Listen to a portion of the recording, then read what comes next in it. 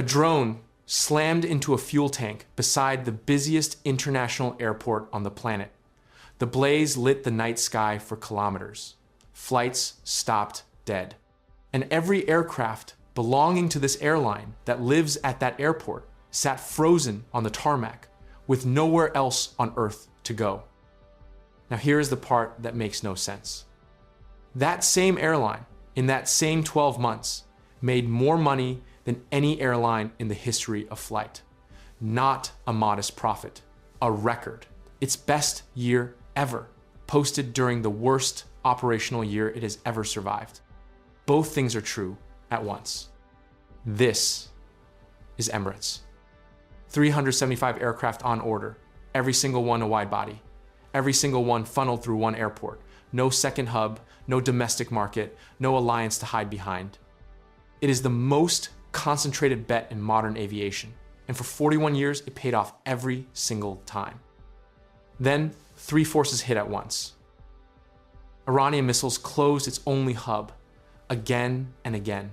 Boeing failed to deliver a jet it promised 6 years ago. And the Airbus A380, the plane its own maker stopped building, was dragged back from the grave out to 2041.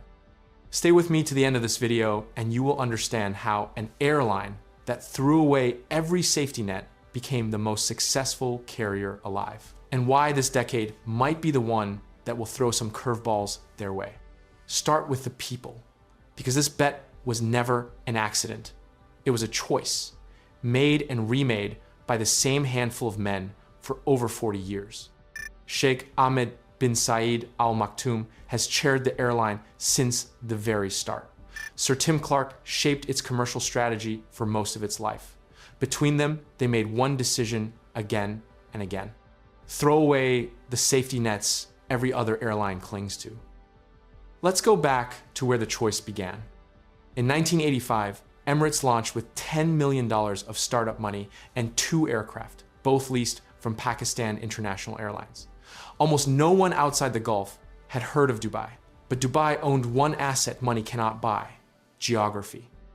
From its spot on the Arabian Peninsula, the city sits within an 8-hour flight of most of the world's population. Europe to the west, India and Southeast Asia to the east, Africa to the south, and Australia inside a single non-stop sector.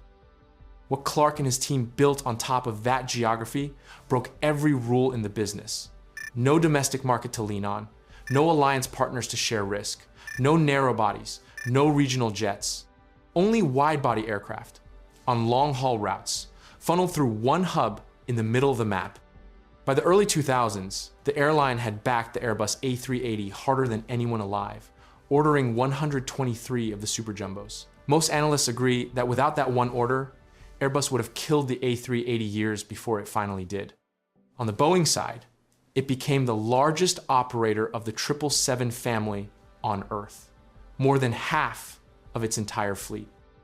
Then came the kangaroo route, Australia to Europe, along the territory of Qantas and a few legacy carriers. By the middle of the last decade, the airline to beat on that run flew through Dubai. By the end of 2025, Emirates operated more than 250 wide-bodies and stood as the largest international airline in the world by passengers carried. Unique in one specific way: not a single narrow-body, not one regional jet.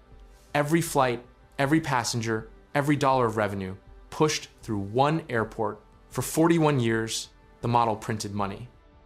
But every model hides one assumption, and every hidden assumption gets tested eventually. So what were the hidden assumptions? There were actually 2. That Dubai would always stay open, and that Boeing would deliver on time. The first crack tore straight through the second one. In 2020, Boeing was supposed to hand over the first 777X.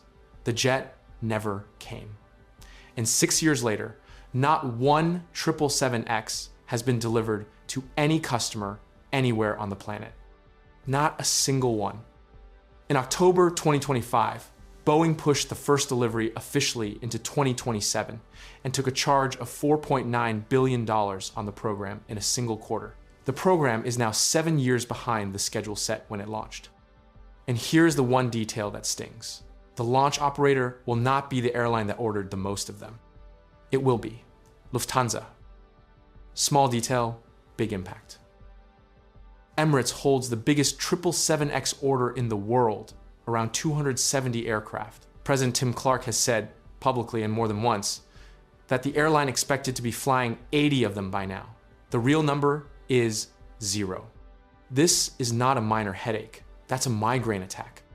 The 777 family is more than half the fleet, and the 777X was the replacement plan for all of it. Without it, the existing 777ER jets have to keep flying years longer than anyone intended. Leases get extended, old airframes get nursed along. The first safety net on time fleet renewal was simply gone. Emirates could manage that because Boeing problems can be worked around. Then the second assumption collapsed in a way no spreadsheet had ever modeled. On February 28th, 2026, the United States and Israel launched military operations against Iran. Iran struck back across the Gulf. Within days, it had fired well over 100 ballistic missiles and hundreds of attack drones at the United Arab Emirates. Most were intercepted, some were not. Dubai International Airport was hit more than once. The most serious strike landed on March 16th of 2026 when an Iranian drone hit a fuel tank near the airport and set off a fire visible for kilometers. Flights were suspended. Inbound aircraft were diverted to Al Maktoum International, Dubai's second airport. By several accounts, it was the third drone strike on the airport since the war began. This was not a distant disruption on a map. This was the airline's only hub, on fire, on the evening news, with its jets frozen on the tarmac. Then the country restricted its airspace for 64 days. First closed on February 28th, eased gradually through March, fully reopened only on May 2nd in 2026. And in the opening days, the damage was total. More than 11,000 flights across the region were canceled, and Emirates, along with its low-cost sister carrier, Flydubai, halted every single flight it operates. For a stretch, there was no civil flight activity over the United Arab Emirates at all. Here is why this carrier, of all of them, was the most exposed. Qatar Airways was hit too, but Doha leans on alliance partners. Etihad was hit, but its smaller scale meant fewer flights to reroute. Lufthansa, Air France, and British Airways took it on individual routes their global networks could absorb. Emirates had no domestic market, no alliance partners, no narrowbody backup, and no second hub. So every missile alert was not a delay. It was an operational shutdown of the entire airline, everywhere in the world at once, because every flight it runs has to touch Dubai. Now, the real question you're asking is probably, what did Emirates do in response? The response came in 3 moves. The first move was to keep the Airbus A380. In December of 2021, Airbus delivered the final Super Jumbo and closed the line.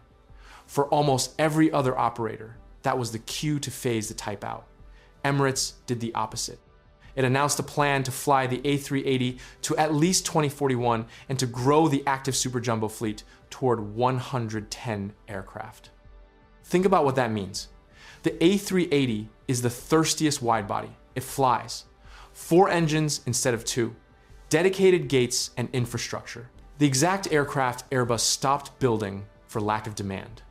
And Emirates chose to keep 110 of them in the air for another 15 years. Because Clark says every premium seat on board sells 2 and 3 times over in peak season. The second move was to refurbish almost everything. A $5 billion retrofit across roughly 219 aircraft, new cabins fleet-wide, free Starlink Wi-Fi rolling out across the network, premium economy spreading to dozens more destinations. This is not a maintenance program. It is a capacity bridge. Every refreshed jet is one that now has to keep flying far longer than Boeing's delays should ever have demanded. The third move was to pivot toward cargo. 10 777ER passenger jets are being converted into freighters with the help from Israel Aerospace Industries. The converted aircraft carries more freight than a factory-built 777 freighter at a lower cost and it quietly cuts the airline's dependence on Boeing delivering anything on time. But look closely at what those three moves fix and what they leave wide open. They close the fleet gap, but they do nothing at all for the hub. No retrofit, no A380 plan, no freighter conversion will reopen Gulf airspace when missiles are flying. So, did the response work? Operationally, yes. The airline kept flying, the retrofit rolls on, the super jumbos are still in service.